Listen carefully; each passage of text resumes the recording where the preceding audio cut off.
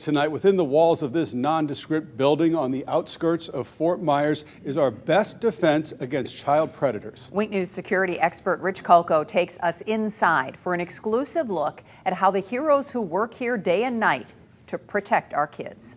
Child sexual abuse, human trafficking, online exploitation, kids in harm's way. You want van 6 and 7 to go ahead and move in, Justin? Please, search warrant! Stopping these crimes, saving kids.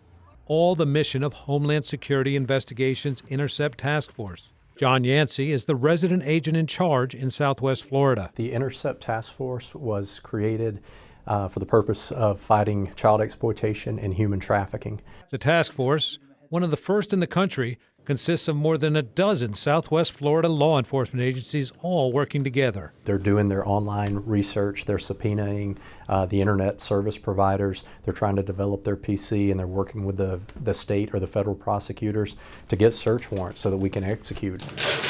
The task force is making great progress. More than 1,000 cases were initiated in 2024, and that number will go up in 2025. And now, the bad guys are using a new tool.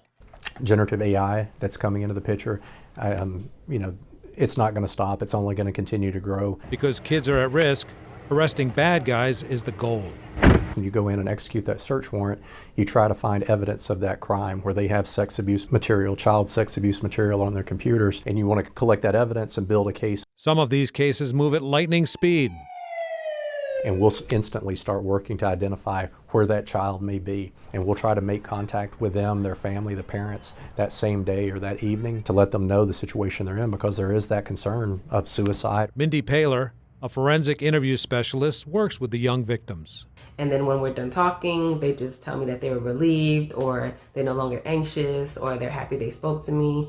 That for me is successful, knowing that I change at least one part of the experience that may be traumatic for a victim. But for everyone, working these horrific crimes does take a toll. It's the hardest type of job that anyone can work, especially in law enforcement.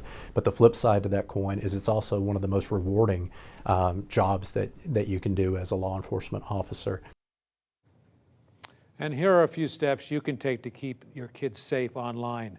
Make sure you supervise young children's use of the internet. This means checking their profiles and their posts. Another thing you want to do, review the games, apps, and social media sites. These are what the bad guys use to contact your child. And tell your children to avoid sharing photos and videos online with people they do not know, what they say IRL, or in real life. And most importantly, you need to build trust with your child so that they can tell you if something is wrong. And the big thing, never threaten to take away their device when they do talk to you. You can be assured if you make this threat, they will not speak with you. And this is the time when they need you most. Chris? All right, Rich, thank you. The Southwest Florida Intercept Task Force is the third of 5 operating in the country.